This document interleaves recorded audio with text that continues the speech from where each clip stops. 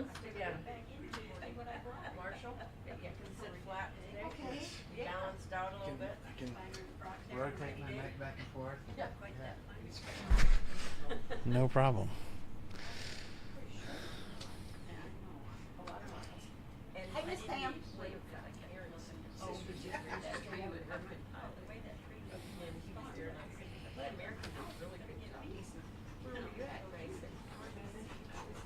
Hey, Hey, man. mate. Oh, had to go. I paid Kimberly before I forgot. Had it in my pockets. Lou, I like your haircut. Thank you. Very nice. I talked to your mother-in-law and he says, come. Mm-hmm. You know what she said? Yes. She said she felt guilty. She said, I only had 8 minutes. I felt just dropping him off and going to Bible class. I said, are you kidding? That's what Colin does for child. No, I told her, I was like, that's like, do that. Yeah. I was like, we pay the people that do it. Like, just do it. It's fine. And she's like, well, y'all have asked me. I was like, well, now I'm asking you. If you want to be there, go be there. You hear that, Penny? Surely he's not that strict with her. No, yeah. If she's in your care, if he's in your care, you need to just stay in your apartment. No. I don't know. But she just thinks so much. She's like, oh, I just don't know. Bless her heart. I love her so much. But Yeah, she's a sweetheart. Not that I'd like her to be in that. I know. That's the only time I see her just about. I think she's pretty nice. I think she's pretty cool. So You're just saying that because it's on mine now. I don't know if she knows how to access this, so she might not be able to find it. So I'll send her the link to it. Oh, I'm not coming to class next week. If that's the thing. You can watch it. I'm not even at the winter. Nope. Don't do it. Don't do it. Oh man. Okay, we're in Mark chapter 3. Just jumping right into it. I'm glad to see at least all the people in this room survive the storms last night. Yes, ma'am. I'm sorry? Oh, she fell yesterday. Sharon Horton. She got banged up pretty good and is in the rehab facility off of Dixieland, on the south side of Rogers. It's a Mercy. Yeah. Yep. That's where she's at. She's going to be there for probably at least a week. Yep. So, took a fall and fell forward and just banged herself up. So, think she's going to be fine. The last time I texted Chris, she's in rehab. Should be okay. Just going to take a little bit. Some fractures, but nothing. I mean, they did MRIs and all that kind of stuff and everything. I mean, it's nothing that can't be, repaired. But it's like facial kind of stuff and maybe a vertebra that might be fractured. Just yucky stuff. Mm-hmm. Yeah. Yep. Yeah, she didn't do it half-hearted. She did it 100%. If you're gonna do it well. Yeah, that's right. That's right. In all the wrong ways. Okay, so Mark chapter 3 is where we left off, and we got into the first part of it at the end of class last week as we were talking about Jesus with his teaching, with his miracles, and just interactions. Really pushing the envelope and really challenging people with kind of this, without coming right out and saying or wording the question this way, but just kind of causing people to ask themselves, how much am I willing to be stretched past my comfort zone and my what I've always understood to be the way things should be or the way God wants things. And so Jesus has been challenging that with his miracles, with forgiveness, with interacting with the tax collectors and sinners, the Sabbath, breaking Sabbath rules, or at least seemingly. So a lot of different ways that he's been kind of pushing the envelope all through Mark chapter 2 and into chapter 3. Okay. And we also notice that the Pharisees were this is early on in Jesus' ministry. He hasn't really gone full tilt.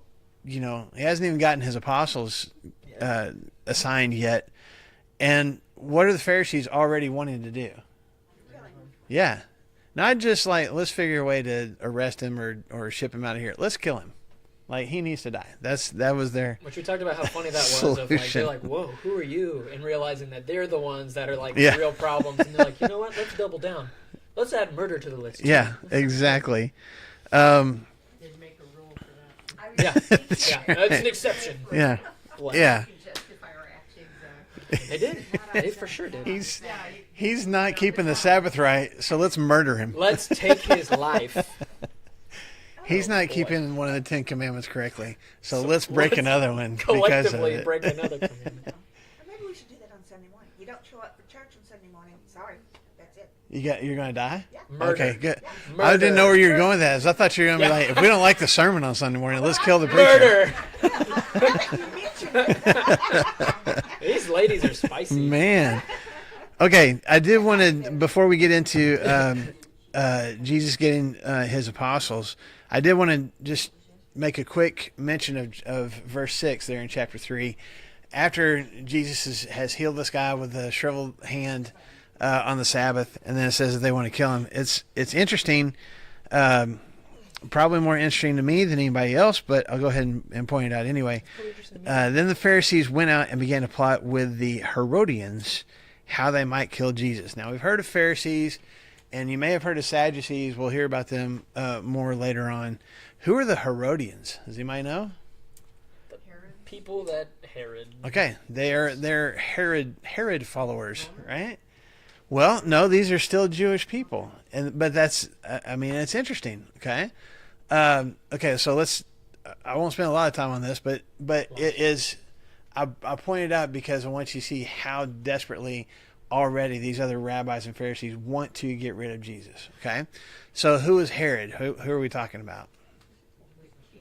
He was the king. Okay, he was the official king of Judea and I think Galilee, or maybe his son was part of Galilee. Yes, ma'am. Was there other people that came along that they wanted to kill them too? Yes. Yes, this is not and honestly, They knew that he, no, it's a good question. Honestly, for the most part, there were other people that claimed to be Messiah besides Jesus and besides his followers. And most of them, honestly, ended up, well, I shouldn't say most. Several of them ended up being arrested or killed off by the Romans, not even the Jews. they So, were eliminated then. yeah. Or their followers would stop following them or whatever. And a lot of them probably go through the same thing that the Pharisees are trying to do to Jesus. They would be teaching something and then they would get questioned about it and they couldn't come up with a good answer, and they would kind of, their followers were kind of, okay, this guy doesn't know what he's talking about, and so they stopped following him. And that's not what's happening with Jesus, and that's why that's what we talk about. That's why they're up in the, yes, because not only does he have an answer for them, they don't have an answer for him. Like when he asks questions And it back makes to it him, they're look like, bad, yes, ma'am. About the Herodians. Yes. I have a note on Matthew 22:16 Uh-huh. that says the Herodians were the party of peace at any price. Yeah. Isn't that ironic? Yes, peace at any price. So let's kill The Jesus. Pharisees go What to price them. are we willing to pay? Death. But wasn't Herod, when they took Jesus in front of him, wasn't he the one that said, I don't find anything that this man has done wrong? That was Pilate. Oh, That was Pilate. Yes, but he did go before Herod.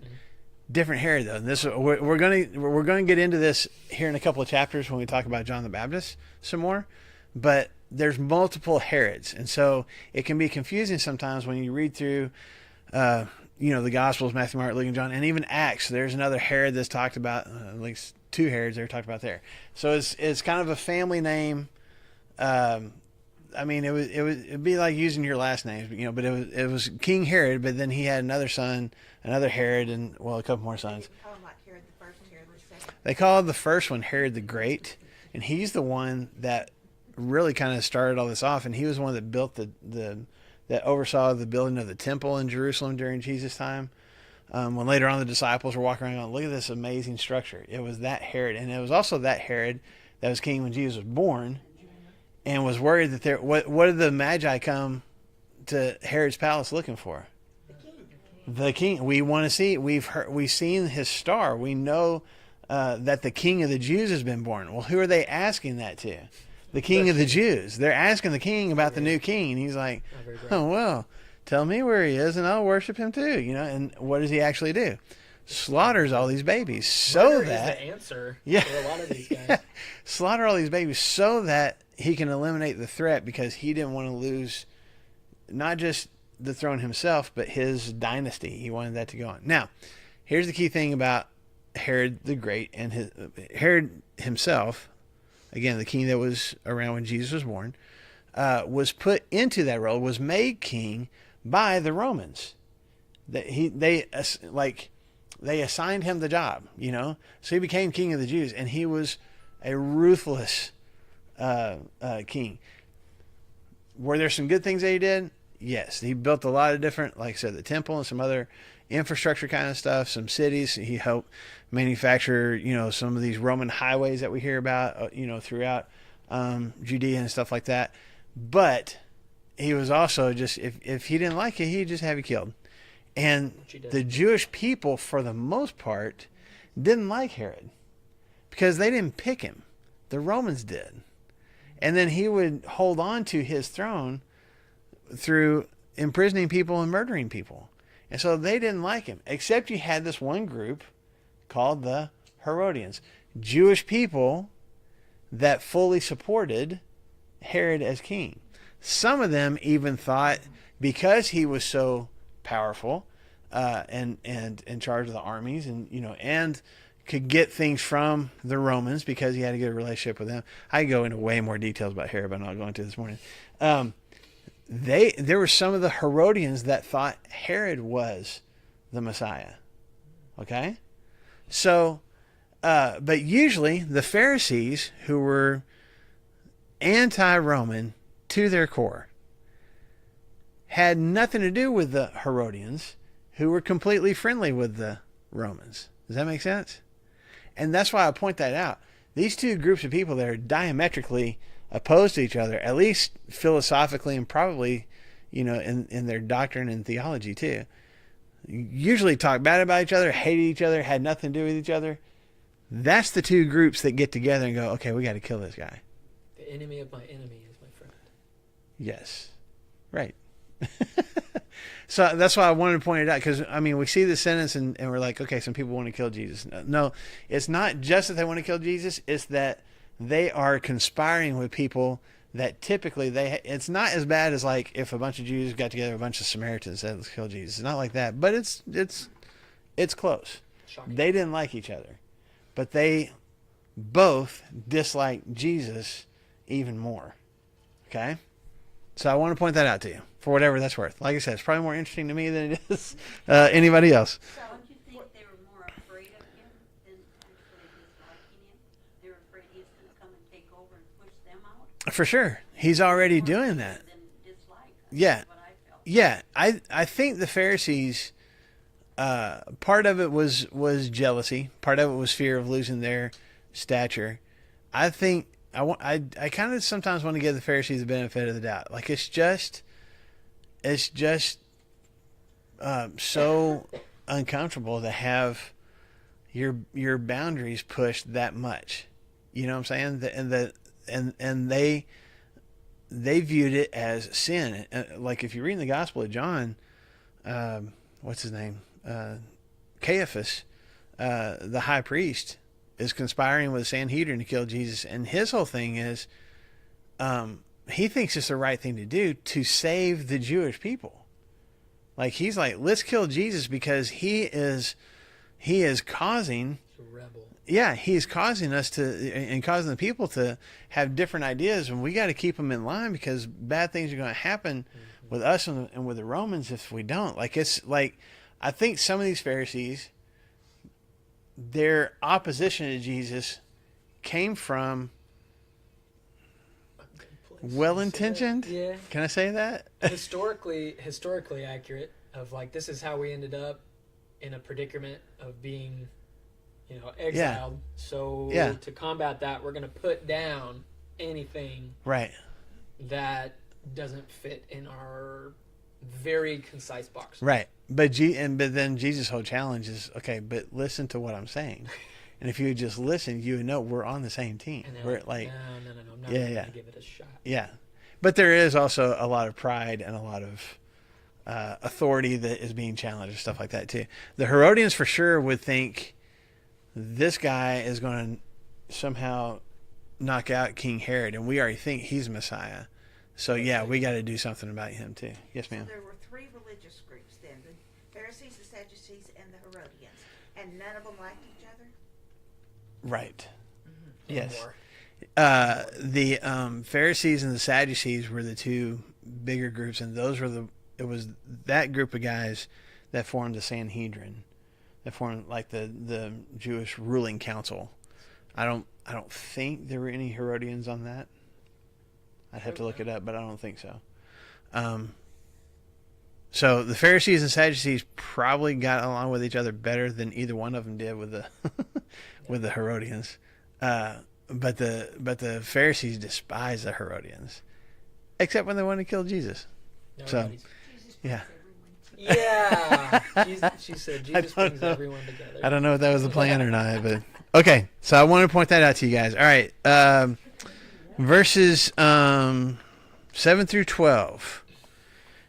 Jesus withdrew with his disciples to the lake, which is another name for the Sea of Galilee, and a large crowd from Galilee followed. When they heard all he was doing, many people came to him from Judea, Jerusalem, Idumea, and the regions across the Jordan and around Tyre and Sidon.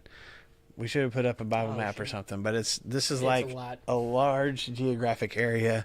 It basically Mark's way of going, they came from all over, north, south, east, west. They're coming from everywhere to see Jesus and to listen to him. Some people thought, there's some scholars that think that there could be in the tens of thousands of people. I mean, a great crowd, that's like, you know, what does that mean? How do you Like, decide yeah, how much is what's a great? crowd? Yeah, Yeah. But looking at all of these places and stuff, somewhere around in the tens of thousands of people. Yeah. That's quite a lot of people. So because of the crowd, verse 9, he told his disciples to have a small boat ready for him to keep the people from crowding him, for he had healed many, so that those with diseases were pushing forward to touch him. Verse 11, when the evil spirits saw him, they fell down before him and cried out, "You are the Son of God." But he gave them strict orders not to tell who he was. So just a quick paragraph here from Mark going, hey, this was just a Galilee thing. I mean, Jesus went to Capernaum and, went out from Capernaum and then back to it. But now word has spread where it's not just this one geographic location. People are coming from all over. Not just to hear the teaching. What seems to be on their agenda? Healing. Okay, he can perform miracles, and so all these people with diseases and stuff are coming forward, and these evil spirits, they know who Jesus is, and they tell him, they cry out, "You are the Son of God, you are the Messiah." And Jesus does what? Yeah, tells them to shut up, stop, shh, as he casts them out. So we're still in this, and we talked about this the first week we were in this study of Mark. Jesus is still trying to prevent people at this point from calling him the Messiah, even though he is. And he's not telling these spirits, "No, I'm not." And he's not telling the crowd. He's just saying, just don't say it. It's okay? a bad image when your witness is an evil spirit. Like, yeah, that guy's the Son of God. Wow. And you're like, well, how about we just be quiet and say Yeah. that'd probably be better. Yeah. This shows his total humanity. Oh, for sure. Because he was afraid of crushing. If he were just the Son of God, and if he weren't totally human, why would he care what happened to this body? I mean, why would he feel it? Right, but you're right. There's part of him that's like, I don't want to be crushed by this crowd. Mark doesn't go into much detail about it, but he just mentions the boat here. But you see him, for sure in Luke, maybe in Matthew, where Jesus gets in a boat just to be out in the water a little bit so that he can talk to the people. Because, not that Jesus doesn't want to heal people, but he's also got a message. And if all he's doing the whole time is people touching him or him touching people and miracles are happening, does he have time to preach? Are people listening? No. So there's got to be a little bit of he doesn't have a microphone, There's got to be a little bit of a distance where people can hear what it is that he has to say. I want to touch on the humanity, like you said, of Yes. Jesus right here. Okay, what we just got done reading in chapter 2 of he's stretching people in these 5 different ways. He's stretching them of forgiveness. He's stretching them you can heal people, but also forgive sins too. And also, you don't have to fast either. And now you're healing other people, like, and they're stretching. So there's a lot of pressure here. I'm thinking about, how many of you guys use like the pressure cook pots and stuff like that? How long you've got to leave them in there and stuff like that. He's got the Pharisees and the Herodians breathing down his back, ready to destroy him, which is what we just read. He's got physical people in the 10,000s. There's some pretty crazy stuff here. When the great crowd heard that all that they're doing, they came to him, so much so that I don't want to say afraid, but he's got a getaway car. He's got Peter, somebody, goes and gets the boat and is like, hey, if things get a little hairy, like, I'm in the boat and I'm out of here, because it says that they're about to crush him. Those Greek words are like That's grapes. what you're talking about. Mm-hmm. Grapes. Like, we're crushing grapes to make wine and stuff. Yep. And then it says that in verse 11, oh no, that's it. Verse 10, he had healed so many that all those who had diseases pressed around him to touch him. Think about, you've got a famous person that's seen out in public, and the rush of everybody around, and then all of a sudden, it's like they're going to suffocate. They're going to, like, people get hurt and stuff like that. They are so close to him that they're just trying to touch him. They don't want to hear his words and stuff. They just want to touch him. And this is kind of a scary situation. So he's pressed by the Herodians and the Pharisees. He's pressed by the people that are looking to get healed. And there's demons also around, and he's having to address them and all those kinds of things. And, like, not allow them to speak and all those kinds of things. So he has this getaway boat ready. Yeah. And he's like, there's all of this. This is a lot that's happening. We're only in chapter 3. Yeah. This is a lot of pressure that he's under. Well, what the people that wanted to be healed and he didn't heal them, I think they would go away and badmouth him and conspire. Maybe. Did normal people conspire against him besides the? If they did, we don't have any record of it.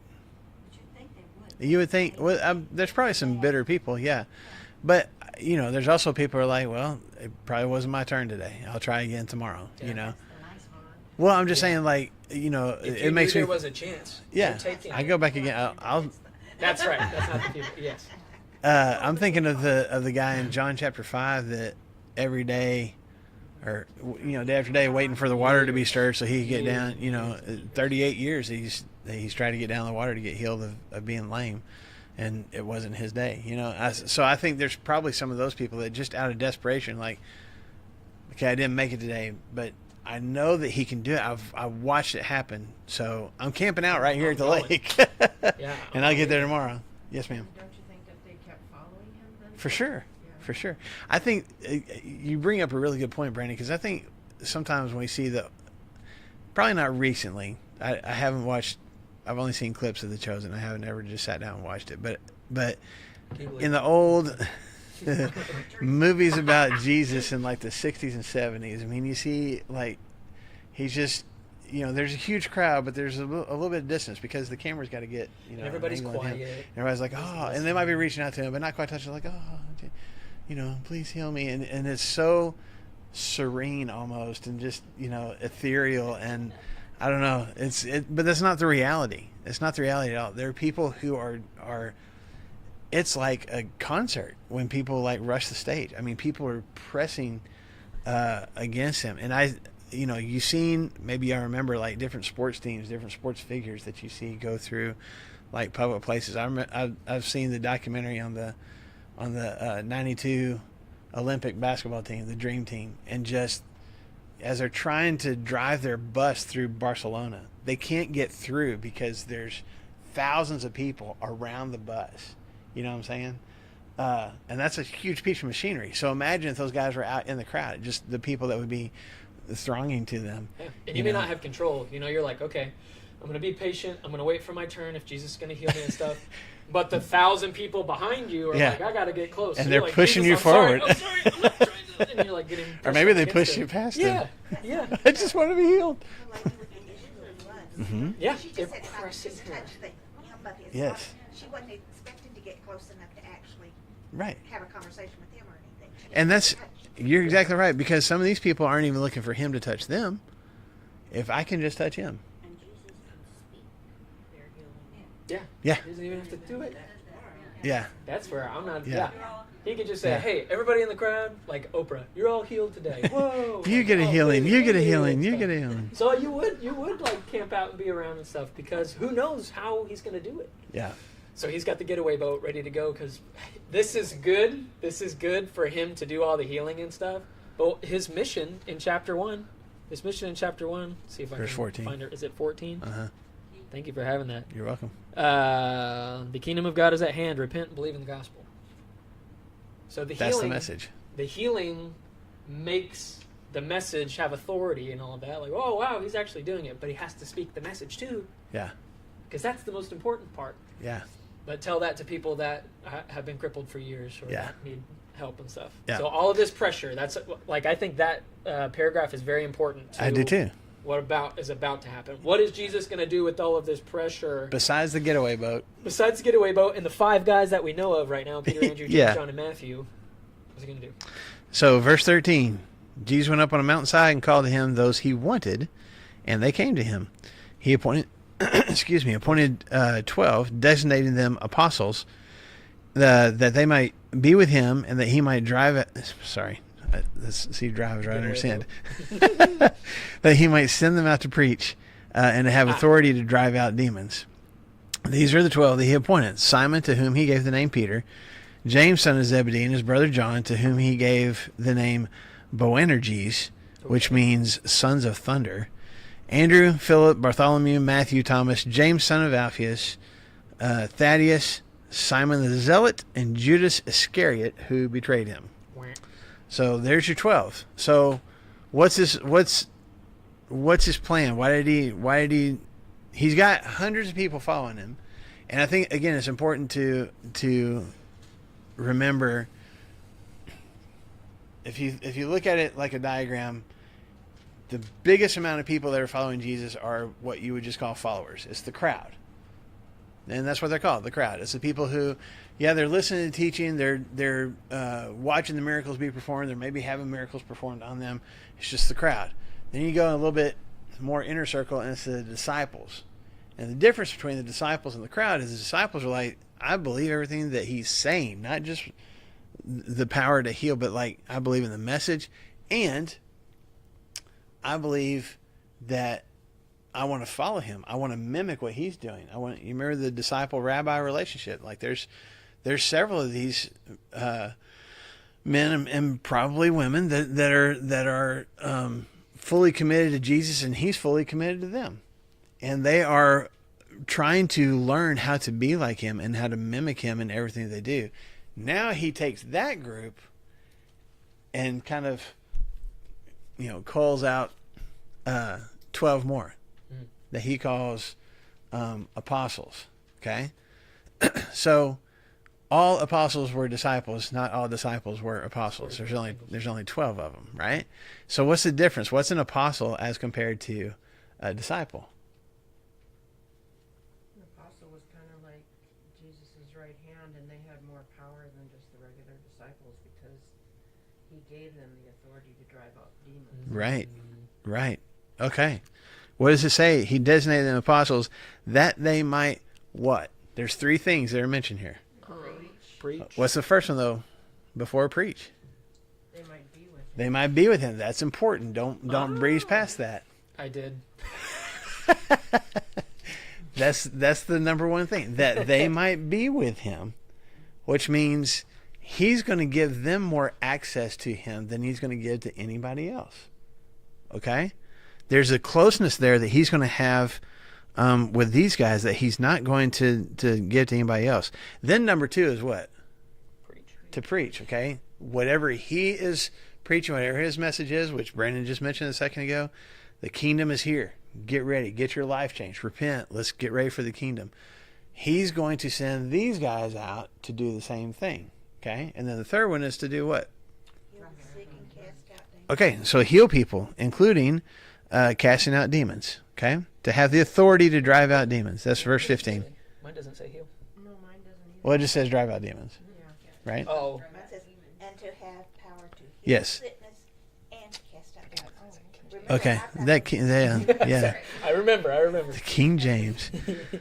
To have the authority to drive out demons. Okay. I'm writing it down. Yeah. Yeah. So, just under the umbrella of healing. He's giving them the power to heal. Okay. So, it's part of it is they are getting to fulfill the role of a disciple. A disciple followed a rabbi until the disciple was trained enough and experienced enough to become a rabbi on their own. He's kind of doing that here with these apostles. But the other thing is the word, our English word apostle, comes from the Greek word apostolos, okay, which is not the combination of two Greek words. The prefix apo, means from, and then stello means to send. So I am sending from. I'm sending away from me. I am sending out. That's the difference. That's the main difference.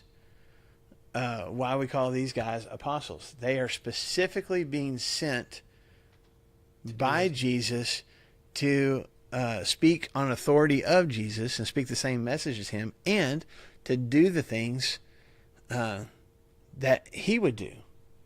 So Bartholomew is going to show up in a certain village. What's he going to do? He's going to preach the same message. The kingdom is near. You need to repent. You need to get your lives changed. Well, how do we know that that's really what we need to do? Well, let me show you the power of God that is in me. I want to heal. I want to cast out demons, because that is what my master has sent me to do. Does that make sense?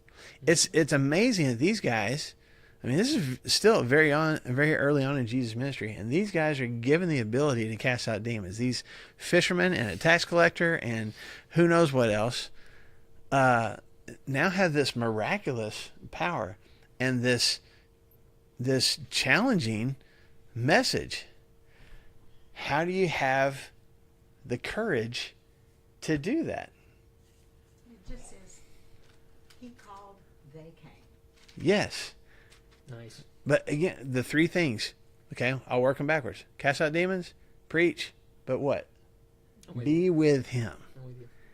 They spent time with him first, and then went out and did what he empowered them to do.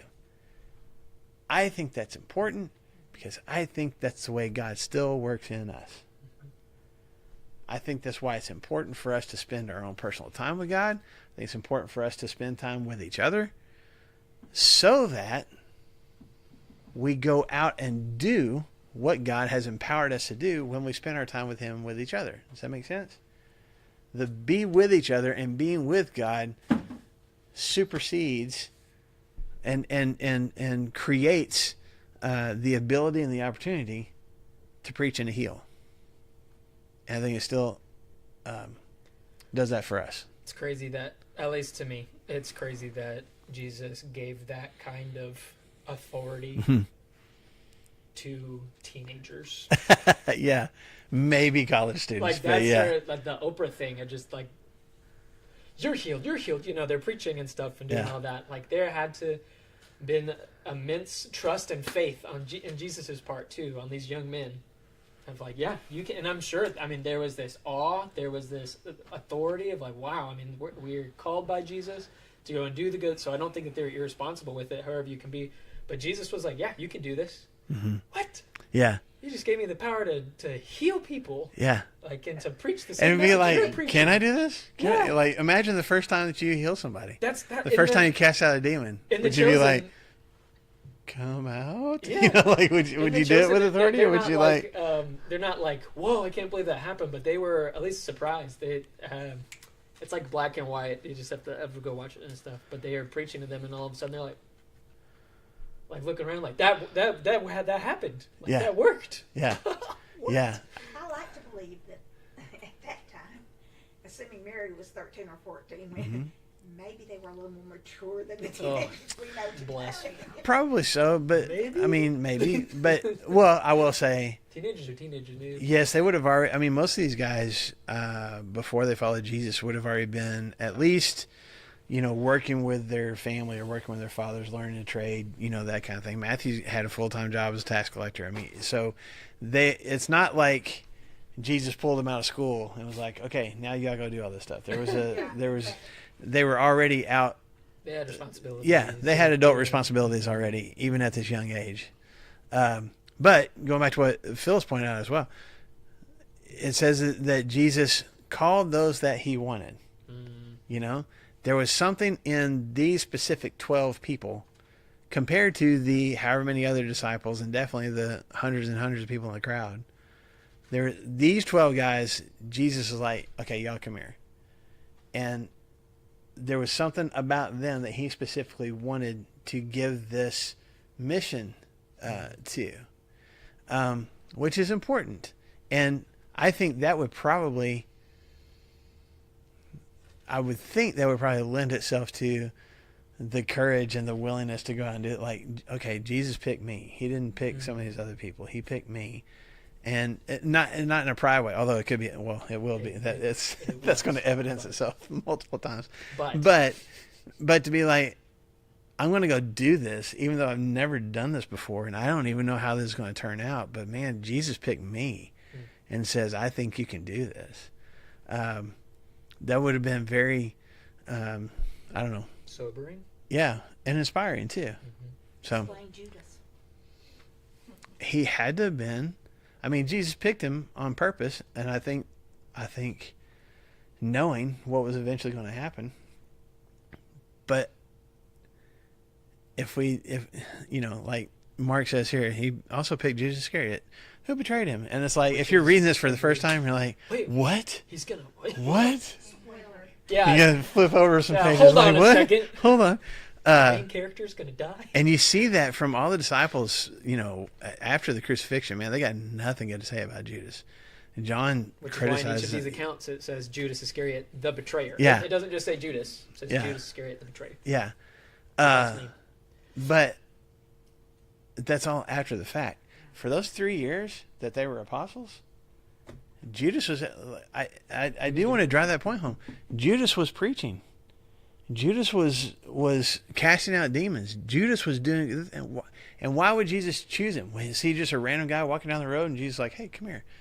He had to have been a disciple initially. He had to have been a follower. He had to have been following Jesus for a while for Jesus to pull him out of the crowd and say, I want you to go do this. There's something about Judas, and I don't think Judas, you know, we almost get this picture like Judas is this villain with the, you know, curled mustache that he's like, man, I'm going to infiltrate the apostles. You know, I don't think that was like, dude, what? I don't think that was ever the plan. They saw Judas as a peer, as having the same experience that they did. It wasn't. I mean, they were surprised when the betrayal happened. But didn't Jesus put something in him there to go and betray him? No, Jesus didn't. I thought he So Satan entered into Judas, you know, before all of that, and that was all working in. And then Jesus says, one of you guys. He just told them me. because he knew what Judas was going to do. He was like, "Hey, let's go ahead and do it. Go ahead and leave right now. Go and do it quickly." Yes, and he gave him. If you're asking, like, he did, like they were dipping bread at the same time, or he dipped a piece of bread and gave it to Judas and said, "Go, you know, what you're going to do, go do it." But that was not. The plan was already in motion. Judas had, like, Satan had already entered Judas's heart. He was just looking for the opportunity. And Jesus, without, I mean, it was just kind of saying, I know what you're about to do. Just go do it. This is the opportunity. Yeah. Yeah. It's a good question, though. So. Something to wrestle with, too, though. I mean, you know. Well, you had to tell someone because they knew he was going to commit. Why not work with him and say, you did wrong, but get your life back together? I think he could have, too. That's what he did with Peter. But to tell him to just go ahead and do it. Well, it was part of the plan. Yeah, it was a plan. That was part of the plan. Yeah. He'd be in bad shape. Let me. Remember, God knew Judas's heart too. Maybe Yeah. Maybe Judas wasn't going to repent. He was just going to stand up straight and say, "I did what I needed to do." And For money. Yeah. Well, we will talk more about that when we get to it for sure. I think I think it's really easy for us, probably like the apostles, to look back and go, oh, Judas, evil guy, bad guy. Like, it's almost like, you know. Always been a betrayer. Yeah. Like, you know, you want to. yeah, he was stealing already, wasn't he? Taking from the treasury. Right. But at what point did he start doing that? And plus,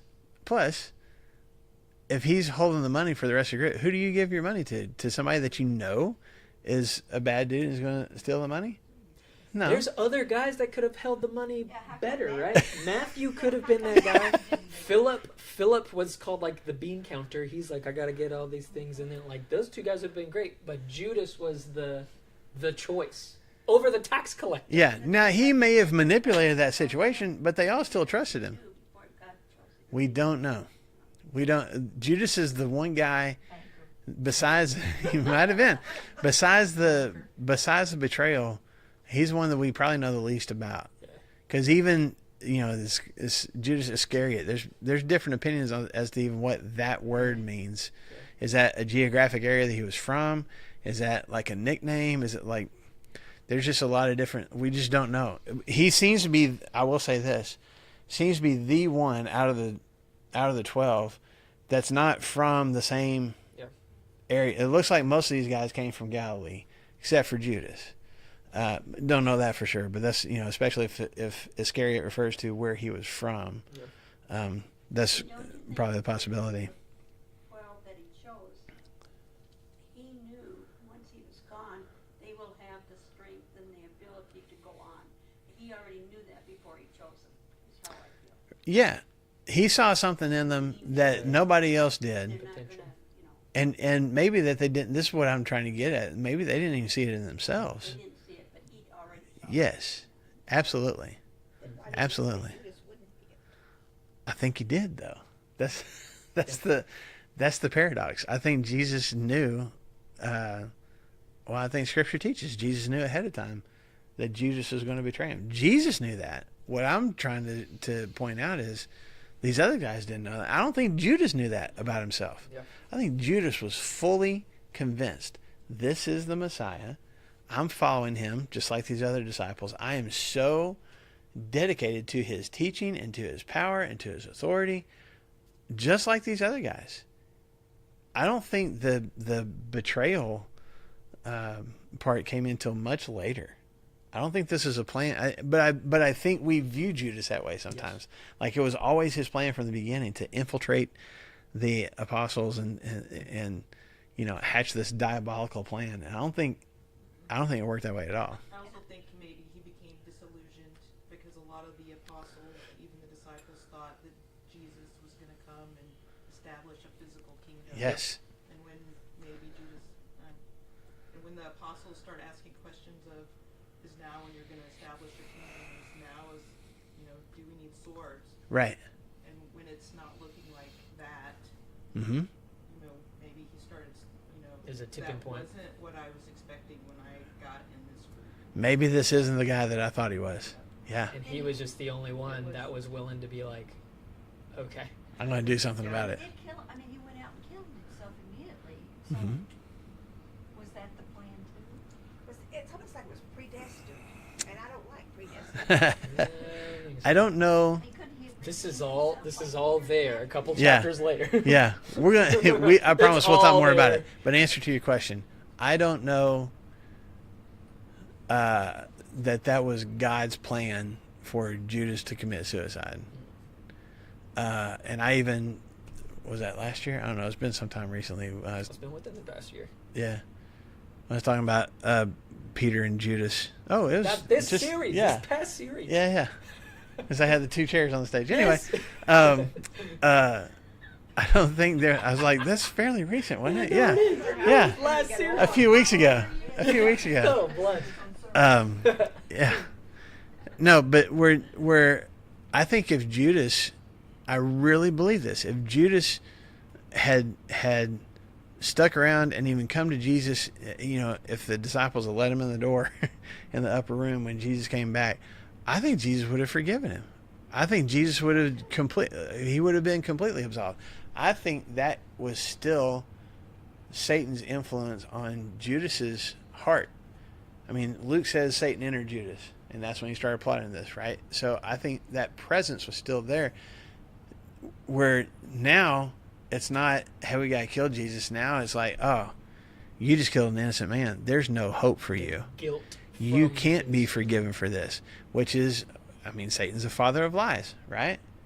That is one of the biggest lies. You you have messed up too bad and you can't come back from this. There's not much difference between what Judas did and what Peter did. Now, Judas went and got the soldiers and stuff, but Peter had a chance to stand up for Jesus too and completely deny him. Deny, like, not just, I don't follow that guy anymore. I don't know him, was what Peter said. How is that? Yeah, how is that better, or not as bad, I guess I should say, as what Judas did? Both are acts of betrayal. Okay? Judas was just still convinced, I think, with Satan's presence in him, there's no hope for you. So you might as well just end it. So, man, really good questions. Because all I was going to do, but we don't have to today. I just, I'll do it real quick. I can do this fast. Just go through the 12. You got Simon, Peter, and Andrew. Those are brothers. We've met them already. Both fishermen. We got this other set of brothers that we've already met already as well, James and John, who Jesus called Boanerges, which is sons of thunder, meaning what? They were descended of Thor. Yes. What'd you say? The god of thunder. Had a bit of temper to them. Yeah, Yeah, and we're gonna find it in actually in chapter 9, I think, of this book. But they tended to have really angry reactions to things that were happening negatively. So, yeah. These Talk people are about like, thunder, man. these people are like, Jesus, don't come into our town. We don't want to hear what you have to say. And these guys are like, hey, Jesus, you give us the word, we'll call fire down on them. Jesus is like, ease back. Hold on. Boys. Just, We're not going to incinerate innocent people. and they're like, what? Okay, you got Philip. If you look in, God had done that in the Old Testament. he had. Why? I think that's why they were like, yeah, we'll do it. We can do it. Let us do it. Which makes you wonder if they actually, like, have they been practicing? Yeah. Okay, Philip was with Andrew in John chapter 1 when they first follow Jesus. Bartholomew, this is the one that he's not called Bartholomew everywhere. A lot of scholars think that this is Nathaniel that's also mentioned in John chapter 1. When Philip goes and finds his friend Nathaniel, most scholars think that's actually the same person. Okay? Sure. He's always listed right after Peter and Andrew and James and John and Philip, so probably he was from Galilee. We know he was from Cana, as a matter of fact, from John chapter 2, where the wedding, or the Cana, whatever, doesn't matter. Matthew, we met him this last chapter. It's another name for Levi, the tax collector in chapter 2. Then you got Thomas. He's talked about a whole lot in the book of John. He had a, go ahead. No, you got it. You go ahead. No, you. He is. Stop. He was a twin. Yes. So he had a twin brother, twin sister. Not sure. And what do we know about Thomas? Doubting Thomas. Yeah. Which, Yeah. I mean, we talked about this a couple of years ago. It's an unfortunate nickname because nobody had ever come back from the dead like that before. So, yeah, but he's kind of more of a pessimist or a realist. I think realist is probably the best. Yes, things have to make sense. Yeah. And they got to line up this way. it's interesting that Jesus calls somebody like Thomas to be one of his close chosen people. Yeah. Because supernatural things and things that defy the law of nature and things that were done out of order, that doesn't seem like it fit in Thomas's world. He was very concrete. When you see Jesus sharing a parable and then the disciples are like, you're going to need to explain that to us, probably Thomas was one of the guys that said that. That's all artsy and up here. Give it to me like straight. Yeah. My favorite, there's, like I said, he's mentioned multiple times in John. But one of my favorites is in John chapter 14 when Jesus is like, I'm the way, the truth, and the life. Or he said, anyway, he's like, or he says, I'm going to prepare a place for you, and you know the way to where I'm going. And Thomas goes, Doesn't happen. we don't know where you're going, so how do we know the way? Like, it's so like, Give it to me straight, Pastor. Like, yeah, I don't need the analogies. I don't need the parables. Yeah. That seems to be kind of his, and I think his faith was kind of like that too. Like, I have to see it. I think when he saw the miracles, he's like, okay, but just somebody telling him, I think he struggled with that. Yeah, which I love the fact that Jesus chose a wide range of people and not just like type A or whatever, because we can all fall in with these guys. James, the son of Alphaeus, is probably mentioned later in Mark chapter 15 as James the younger. And then you got Thaddeus, who in the list of Luke, when Luke writes this list of the 12 apostles, calls him Judas, probably the same guy. In John chapter 14, John mentions Judas, not Iscariot. And so they think that's Very probably, important word. yes, Judas, not Iscariot. And they think that's probably Thaddeus. Simon the Zealot. What was a zealot? Okay, a very excitable person. What were you going to say? Somebody that was really into it, like just what he believed. He believed it with everything within him. Yes. So if you think about zeal, it's enthusiasm. It's complete commitment and dedication, excitement. There was a group of people called the Zealots, a group of Nice. Jewish people. Not like the Pharisees, Sadducees, and Herodians. These Right. guys are like They're kind of their own gang kind of It thing. is, a gang is kind of like not mercenaries. Yeah, no, yeah. No, they did mercenary things, but they're kind of like a revolutionary underground guys. Yeah. So they're not a part of like. They're trying to upset the government. They're the positive people versus the negative. Well, no, this would be more like Black Panther, KKK, kind of their own kind of revolutionary kind of group. They would be like, we don't like that guy, so let's murder him in the cover of night. But specifically, they were zealous for the Jewish people, zealous for God's kingdom. And so they would plot assassinations of Roman officials, and they Once would again, murder is acceptable. They would create riots against the Roman government, and during those riots, while soldiers were trying to put those riots down, they would sneak up and slit throats and things like that. They had these little blades called sicarios, Mm-hmm. just these little bitty curved blades that in the middle of the riotous crowd and stuff like that, they would slip in and then slip out. Nobody even knows. You And didn't then know there's that it happened. an official bleeding and nobody knows what happened. Yeah. That's what they would do. And it was kind of a, like, you knew who the zealots were, but they met in secret and they plotted in secret and that kind of stuff. So Simon the Zealot, like for us, like, oh, he's really excited. He's really into it. Yeah, really into murdering people. Really into murder. And really into causing chaos. And Jesus, A lot back then, didn't yeah, they but just Jesus let- looks at that guy and says, "You're one. I want you in the inner circle. You murderous, riotous person. Come learn how to be like me and go preach my message and go cast out demons." kind of like the Aryans now. It could be, yeah, skinheads and that kind of. I mean, there's all sorts of labels of different groups in our culture, but we already mentioned it. But who might Simon have had a problem with in this group of 12?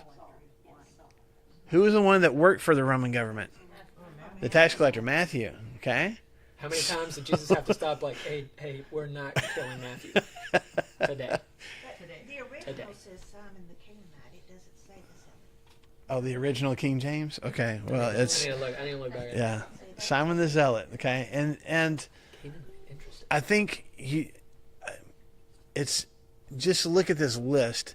It is a testimony to what Jesus did, but still can do with people from a variety of backgrounds. There's nothing in here there's nothing about these guys' past that keeps Jesus from choosing them to do what needs to happen next. And it also, just if you look at this, it makes so much more sense. Two things. One, how often Jesus has to get onto him for fighting over who's more important, who's better. But also, before he's about to be arrested, he looks at this group of guys and is like, man, y'all have to love each other. Y'all have to love each other. That's how people are going to know that my message was for real, is how you treat each other. It's 3 years in when he's telling them that. which means what? There's probably still some hard feelings. It's probably gotten better, but there's probably still some hard feelings, you know. And there's probably some of these people, if not all of these are from these guys are from Galilee, they've probably got buddies. Simon's got buddies going, "What are you doing hanging out with that tax collector? Oh, you've got a plan, don't you? You got, you know." And he's like, "Nah, nah." Yeah. Yeah. It would be revolutionary. This is still Jesus pushing the boundaries, is what I'm trying to get across. More stretching. Even within his own group of followers. He's not just pushing the boundaries of the Pharisees and the Herodians and those folks, even in his own group. But at the same time, the boundary that's being pushed are the boundaries that we put up, like, this group of people in this box are acceptable, and if you're outside this box, you are not. And Jesus is like, man, we are all in. I got uneducated fishermen, and I've got people really good with their finances, and I got really smart people that can explain things and need things explained to them, and I've got a rioter and a murderer. And everybody's welcome, which is the way things should be, right? So, forgive me for spending so much time on that, but I wanted us to really dive into these 12 guys. Yes, ma'am. James the Younger, or James the Less, whatever you want to call him, is a son of Alphaeus. So was Matthew. That's what same you guys. Are they Yeah. biological brothers? I don't know, and I think you asked that last week or the week before, and I said I was going to look it up, and I haven't yet. Okay. So I don't want to say definitively. Well, if they are, I find it interesting that so many of the apostles were brothers. Yeah, that is interesting. Be on them constantly about loving. Yeah, you would want to intentionally not choose family members because they're just all the time. Yeah. Marshall, Yes. so, all joking aside, why would this say the Canaanite? Were Canaanites a group of people? Because the wedding feast was in Canaan. I don't know. I'll have to look it up. I can look up the Greek really quick. Yeah. So, and then the King James, instead of saying Simon the Zealot, it says Simon the Canaanite. And so we'll just have to see. I don't know. Oh, you can keep going. Well, it's kind of we're at it. Beelzebub, and I kind of feel like this is a good place to put the bookmark. So Canaanite and still be a zealot. Didn't they kill a lot of people? the Greek word for that's capitalized in our English zealot is kananaios, Canaanite, but that means zealot. Let me look. Oh, okay. Let me look really quick. But not everybody from Canaan was a zealot, were they? No. So the main outline of biblical usage right here is Canaanite, which equals zealous. It's only used 2 times, and it's just in the list of the disciples. Okay. I kind of look at it, not everybody from Bentonville's a Republican. This is true. Not everybody from Bentonville is a Republican. So you can be from a specific location but still have, Different political views. It's a political, it's a political organization. So that's how I look at it. You can have multiple things Yes. under your list of who you are. Yeah. I just was like, Why is it a different word? well, because zealot is so, it would be so different to say The that Canaanite. you're from Bentonville and then leave it up to you to decide whether that's good or bad, and to say you're a Democrat Yeah. or a Republican or an Aryan or Right. whatever Yeah. from that Yeah. seems like that's more personal. Yeah. It's not just where he's from, it's who he is, what he does. Yeah. It's a good question. So we'll look up some more about it and have a better answer for you. That's a really good question. And I will look up the thing about Alphaeus too, to know that for sure.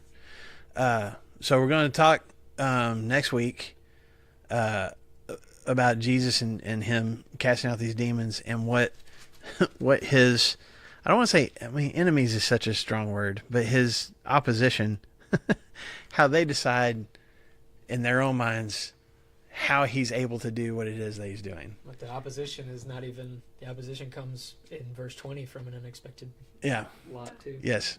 So, yeah. Right? We can't We're do gonna- it. We- we're going to. that- you have to start that and finish the whole thing, though. Yep, we're gonna get there for sure. But it's a good place to stop today. So, thank you for the discussion. Thank you for the questions.